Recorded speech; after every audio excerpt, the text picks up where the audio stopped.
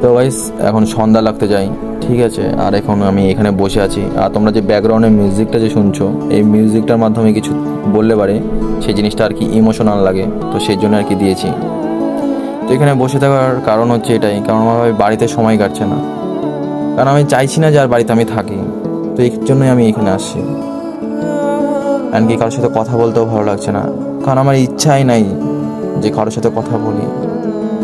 এমনকি কোথাও ঘুরতেও মানে যাইতে ইচ্ছা করছে না, কারণ আমি চাই না কোথাও ঘুরতে যাই, না কোনো বন্ধু বান্ধবের সাথে আমি কথা বলি, কারণ আমার ইন্টারেস্টই নাই।